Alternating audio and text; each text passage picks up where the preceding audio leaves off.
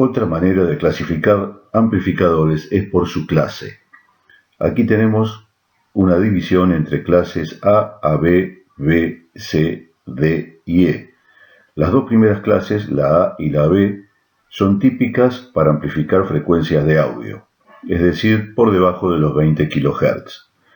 Las clases B, utilizadas en telefonía y en algunos equipos de transmisión, y las C, D y E para radiofrecuencia.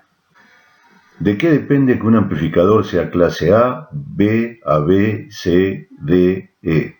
Fundamentalmente depende de su polarización, es decir, del valor de las resistencias que van a permitir que el diodo de entrada del transistor esté polarizado en directa y el diodo de salida del transistor esté polarizado en inversa. En función de esos valores, el mismo transistor se comportará como amplificador de distintas clases y con distintas características y propiedades. Vamos a ver esta curva que relaciona la corriente que hay en colector, aquí en el eje de ordenadas, en función de la tensión que hay entre colector y emisor. Estas curvas que las da el fabricante, y se llama curvas de potencia, es esta que estoy indicando en este momento. Estas otras que están aquí, estas son las curvas de corriente de base, después hablaremos de ello, pero básicamente interesa ahora hablar de la curva de potencia. La curva de potencia, como ven, relaciona corrientes, corriente de colector, con tensiones, tensión colector-emisor. El producto de tensiones por corriente es potencia, de ahí el nombre de curva de potencia. Esta curva de potencia indica cuál es la máxima potencia que puede disipar un transistor. De manera que, si un transistor puede disipar una potencia determinada a una corriente de colector determinada, automáticamente eso nos fija cuál es su máxima tensión colector-emisor. O al revés, si conocemos la tensión colector-emisor, automáticamente sabemos cuál es la corriente máxima de colector que puede tener ese transistor. De la curva hacia la izquierda el transistor funciona sin inconvenientes, de la curva hacia la derecha el transistor se destruye, por exceso de corriente o por exceso de tensión. Aquí dibujé una curva un poco más simplificada para que se vea más claramente. Esta que está en negro es la curva de potencia de un transistor.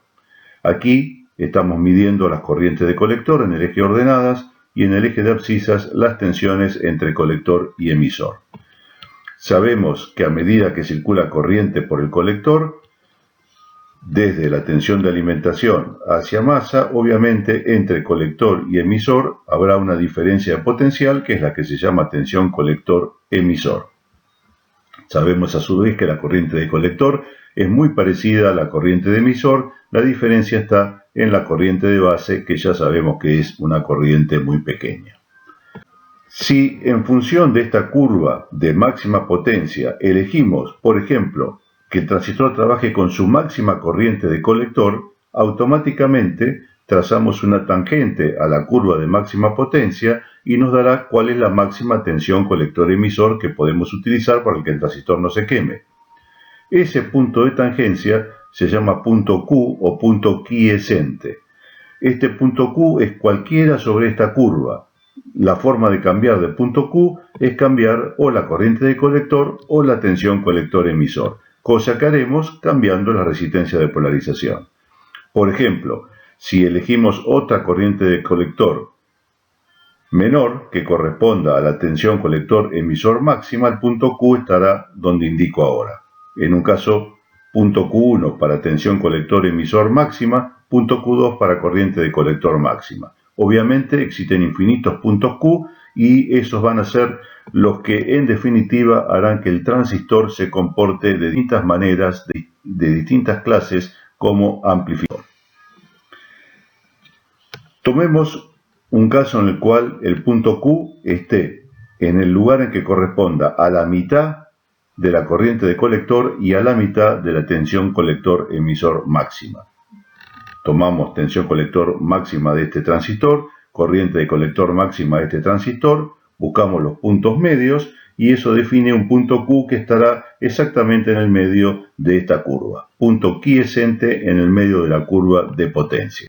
Recordemos por otro lado que esta es la curva del diodo de entrada, del diodo base emisor. Es un diodo polarizado en directa, por lo tanto, polarización directa es la curva de la derecha, en la cual a medida que la tensión va subiendo, acá tenemos una pequeña tensión de umbral que corresponde a la juntura del diodo, y a medida que la tensión va aumentando, la corriente va aumentando, no en forma lineal, sino siguiendo una curva. Por lo tanto, recordamos, no corresponde utilizar la ley de Ohm, porque este elemento, el transistor y el diodo, no son elementos lineales. Si polarizamos en inversa, tensión inversa, encontraremos una curva mucho más chata, mucho más paralela al eje de abscisas, y las corrientes recordamos que están en escalas distintas. Estas corrientes inversas están en microamperes, son corrientes extremadamente pequeñas. Estas corrientes polarizadas en directa son corrientes mayores, están en este caso en miliamperes.